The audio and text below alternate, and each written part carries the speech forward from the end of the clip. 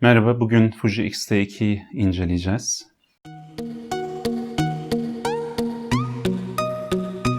Geçtiğimiz haftalarda Fuji X-T2'yi duyurdu. Dedikodu sitelerinde uzun süredir beklenen bir duyuruydu bu. Zaten çok beğendiğim bir makine olan X-T1'i çok daha başka ileri seviyelere taşıdılar. Bunlar arasında ben bir takım kilit özelliklerinden bahsetmek istiyorum. Bütün özelliklerini anlatmayacağım. En önemli özelliği yeni X-Trans 3 sensörünü kullanıyor olması. 24 megapiksellik bir sensör bu. Zaten X-Trans sensörleri aynı megapikseldeki başka APS-C sensörlere göre çok daha fazla detay yakalayabilen sensörler. 24 megapiksellik sensörün de 36 megapiksellik bir APS-C sensörlü fotoğraf makinesinin yakaladığı detayı yakaladığını söylüyor Fuji. Bunun gerçekten de böyle olduğunu düşünüyorum. Daha önce bir X-T1 sahibi olarak.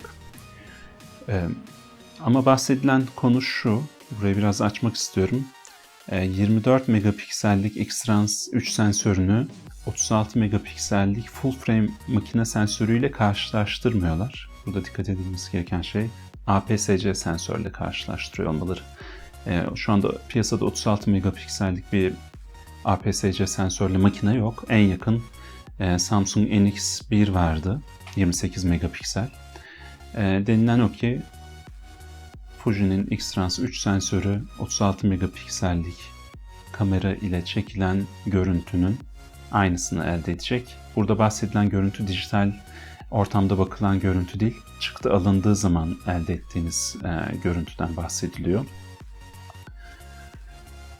Benim için önemli bir özellik 24 megapiksel bir makine olması. İkinci önemli özelliği makinenin bateri gribi ve bateri gribi ile beraber makinenin yeni bir seviyeye ulaşması. Özellikle bateri grip takıldıktan sonra inanılmaz bir makine haline geliyor X-T2. Birincisi normalde 8 kare saniye çekerken 11 kare saniyeye çıkıyor. Artı elektronik shutter kullanırsanız 14 kare saniye fotoğraf çekebiliyorsunuz. Fokus sistemi yenilendiği için normalde X-T1 ile 8 kare fotoğraf çekerken saniyede her iki fotoğraf arasında X-T1 2 kere fokus yapabilme imkanı buluyor işlemcisinin hızından dolayı. X-T2'de bu 6 kereye çıkartılmış durumda. Bu iki kare arasında 6 kere hala takip ettiğiniz konuyu takip edebilmeniz için 6 kere fokusu ayarlayabilmesi demek ki bu inanılmaz bir özellik. Bateri gribi ile beraber hızlanan özelliklerinden bir tanesi de blackout denilen iki kare fotoğraf çekmeniz arasında gördüğünüz siyah görüntünün süresi.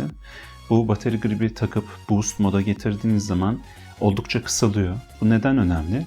Çok hızlı hareket eden bir konuyu fotoğraflarken özellikle spor ya da vahşi yaşam fotoğrafçılığında konuyu takip edebilmeniz için konuyu görebiliyor olmanız gerekiyor. O siyah zamanın kısaltılması bu konuda acayip faydalı. Bir diğer özelliği yine bateri gribi taktığınız zaman makineye elektronik viewfinder'ı saniyede 100 kare tazeleniyor. Normalde 60 kare tazeleniyor. Ama bu 100 kareye çıkıyor ve artık siz X-T1'de bile elektronik bir görüntüye baktığınızı unutuyorsunuz. Artık bu X-T2'de çok daha ileri seviyelere getirilmiş durumda. Elektronik viewfinder'ın 2 kat daha parlak olduğundan bahsediliyor ki bu benim aslında yaşadığım bir dertti. X-T1'de gündüz vakti güneşin alnında fotoğraf çekerken sol gözünüzü kapatmanıza rağmen ya da fotoğraf çekmediğiniz gözünüzü kapatmanıza rağmen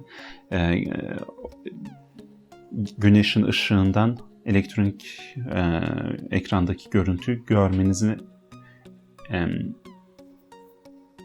engelleyen o durumu kaldırıyor işte X-T2'de.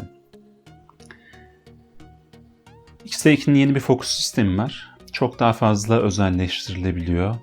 3 tane ayar konmuş ve bu 3 ayarı siz özelleştirerek içinde bulunduğunuz duruma en uygun hale getiriyorsunuz fokus sistemini. Gerçekten de çok iyi olduğunu duydum. Özellikle video çekenler için X-T2 inanılmaz bir makine haline gelmiş. Bence çok önemli olan özelliği F-Log eklenmiş olması. Yani logaritmik bir profili var ve çok daha geniş bir dinamik range içerisinde, dinamik aralık içerisinde temiz bir video görüntüsü kaydedebiliyorsunuz.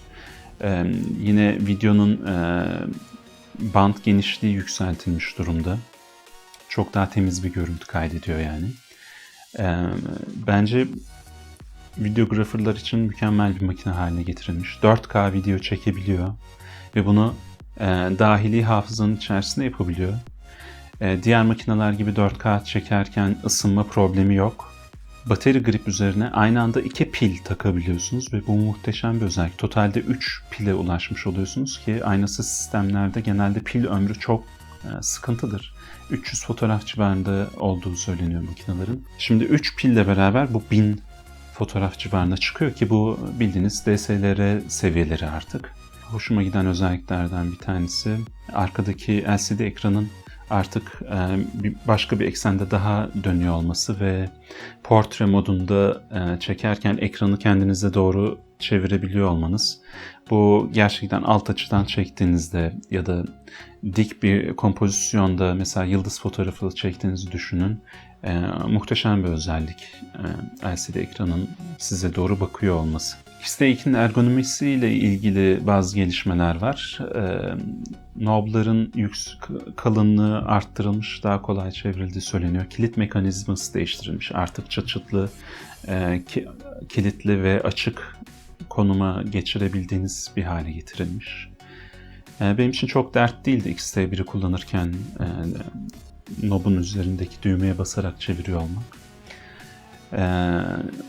Exposure Compensation knobu biraz sertleştirildi söyleniyor ki ben X-T1'inkini bile sert buluyordum aslında. HDR fotoğraf çekenler için özellikle bir gelişme var. Artık -2 +2 3 fotoğraf çekiyor ama 3 fotoğraf çekiyor. Yani mesela D800, Nikon D800'deki gibi birer poz aralıklı 9 fotoğraf çekmek gibi bir imkanınız yok. Çoğu zaman HDR çekmeden bile RAW fotoğrafla dinamik range zaten ihtiyacınızı karşılıyor. Aynasız bir makine olarak bence Fuji'ler oldukça ilginç. Özellikle lens takımı tamamen APS-C sensöre uygun bir şekilde işte o alışık olduğumuz 24, 35, 50, 85, işte 105, 135'lere denk gelen lensler var. Mesela bir 35 mm için 23 mm lensiniz var. Ya da bir 85 mm için 56 1.2 lensiniz var. Makine aynasız makinelerden beklenen o küçük formata sahip, küçük forma sahip. Ergonomik olarak bence muhteşem. X-T1'in çalıştırılma mantığı, knobların kullanılması gerçekten çok iyi düşünülmüştü. Çok sevdiğim bir makineydi. Şu anda elimde yok çünkü işte şu anda kayıt yaptığım makineyi D800'ü satın almak için de X-T1'i satmıştım. Çok özlediğim bir makine. Evet, bugün Fuji'nin yeni makinesi X-T2'nin ön incelemesini yaptık. Videoyu beğendiyseniz likelayın, kanalıma üye olun ve lütfen videoyu paylaşın. Daha sonra görüşmek üzere, hoşça kalın.